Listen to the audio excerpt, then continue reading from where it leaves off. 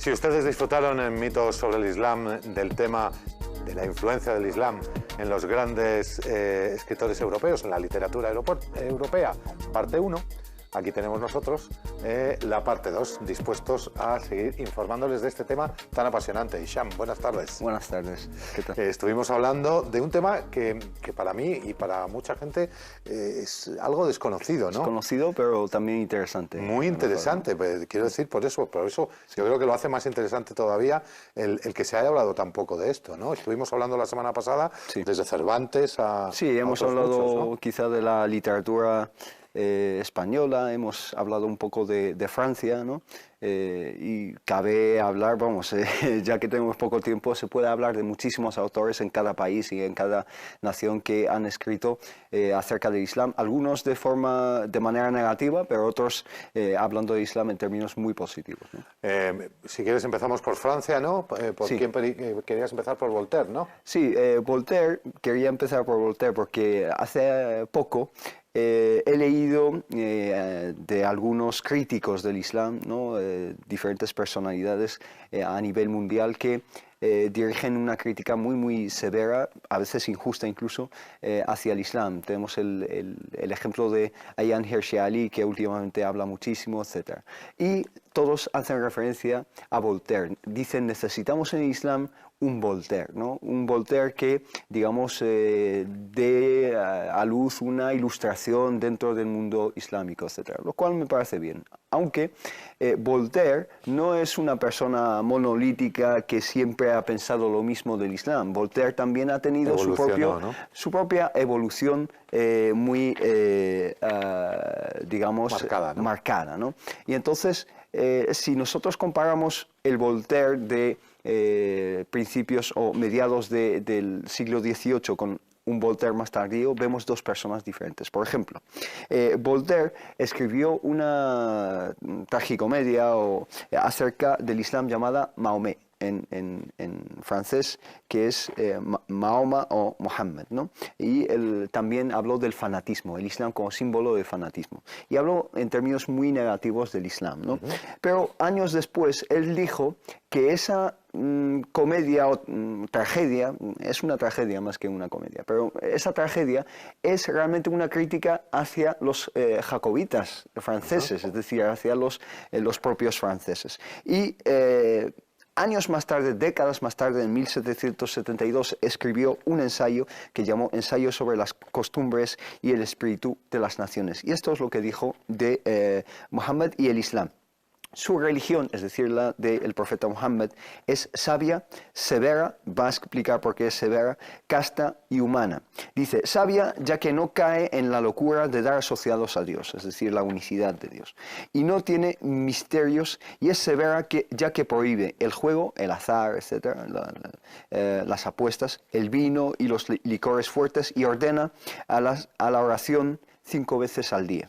Casta, ya que reduce a 4 las mujeres, el número, aquí entra en quizá un prejuicio que tiene, pero él lo ve como algo casto, ya que ve la poligamia en algunas partes de algunas sociedades musulmanas como algo que reduce el número algo prohibitivo incluso, ¿no?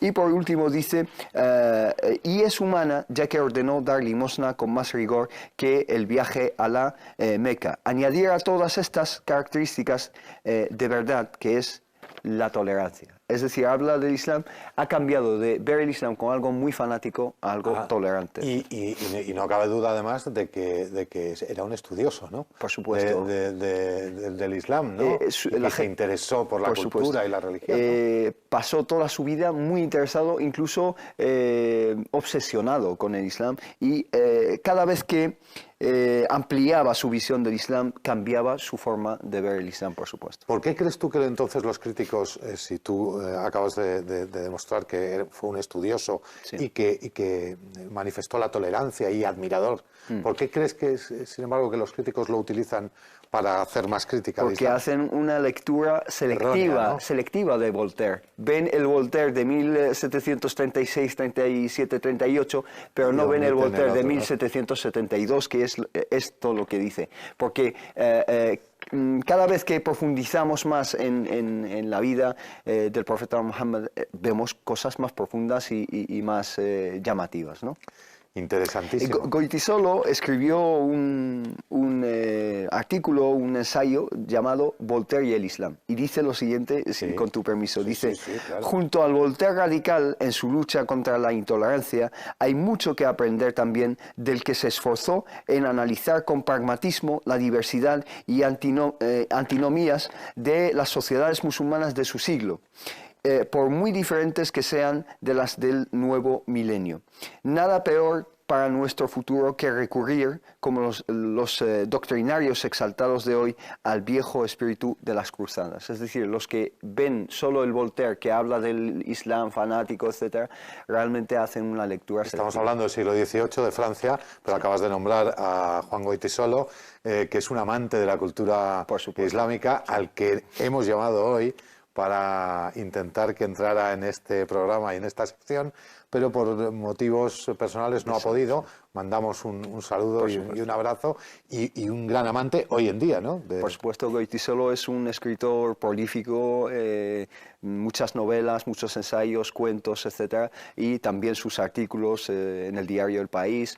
Me gusta mucho su visión del Islam porque incluso al no ser musulmán tiene una visión profunda, nunca cae en ver el Islam y los musulmanes como algo monolítico, sino que es muy consciente de la diversidad y de la riqueza de ideas y de costumbres que existen en las sociedades musulmanas. Esa influencia vemos con Goytisolo, que sigue existiendo hoy en día, ¿no? Y es inevitable, especialmente hoy en día que el mundo realmente crisol, ya no es ¿cómo se dice? Una aldea, sino el mundo es la misma habitación, estamos conviviendo en la misma Las habitación. fronteras cada vez han desaparecido más, ¿no? Vamos a hablar de Alemania. Alemania, ¿por qué hago hincapié en un solo, digamos, escritor de cada país? Hablo de los más destacados, relevantes. En Alemania el más destacado es Goethe. Johann Wolfgang von Goethe dice del Islam cosas increíbles y realmente yo personalmente no tengo ninguna duda de que fue musulmán, ¿no? De que se convirtió, ¿no? Porque escucha lo que dice, no dudo de si el Corán es de la eternidad, de Dios, lo pone en mayúsculas, ¿no? Si es creado, tampoco lo sé. Ese es el libro de libros en el cual creo desde mi obligación como musulmán. Bueno, él mismo lo dice, ¿no? Y dice en una carta que escribió al compositor Karl Zelter el 20 de septiembre de 1820, dice, no puedo decir más que estoy intentando mantenerme en el Islam, ¿no? Bueno. Y cuando falleció Goethe, sus familiares dijeron que así con el dedo, porque no podía hablar, dibujó una W y pensaron que es Wolfgang, ¿no? Sí. Pero yo tengo todas las dudas, ¿no? Todas las dudas acerca de esto y todos los motivos para creer que es el nombre de Allah. Que también puede ser. Que también, ¿no? Muchos estudiosos de la vida de Goethe siempre han pensado en eso, ¿no? ¿Por qué crees que esto ya son elucubraciones, ¿no? Sí. Pero me parece interesante. Estoy intentando mantenerme en el Islam, como si alguien se lo impidiera. Hombre, hay que entender el contexto cultural por en el eso. que vivían. Estamos hablando de principios del siglo XIX, un poco difícil, viendo el Islam como una traición a la nación, ¿no? Las naciones, los países o naciones se estaban fraguando y se confundía la identidad religiosa con el patriotismo de uno, etc. Especialmente teniendo en cuenta que musulmán era sinónimo de turco, ¿no? A los musulmanes se les llamaba turcos. ¿Por qué? Por el Imperio Otomano, etc. Entonces hay que poner todo en su contexto y entender realmente la paradoja o realmente el problema personal por el que pasaban estas personas, ¿no? Vamos, que nos estamos quedando sin tiempo, con Italia. Italia, Dante es el más destacado quizá, uno de los más destacados, y su obra más destacada es la Divina Comedia. En ella habla del Islam de una forma más negativa que otra cosa, pero me llama la atención y es evidente para cualquier musulmán que la Divina Comedia es una versión occidentalizada de algo que tenemos en Islam, que es el relato del viaje nocturno del profeta que la pasa con él. El profeta ha tenido un viaje nocturno en el cual viajó de la Meca hasta Jerusalén, y desde Jerusalén creemos que ascendió al cielo, ¿no? Y Dante hace el mismo paralelismo, ¿no? Casi, ¿no? El mismo, va al paraíso, describe quiénes están en el paraíso, va al infierno, describe quiénes están en el infierno, y curiosamente en lo más bajo del infierno, ¿a quién pone?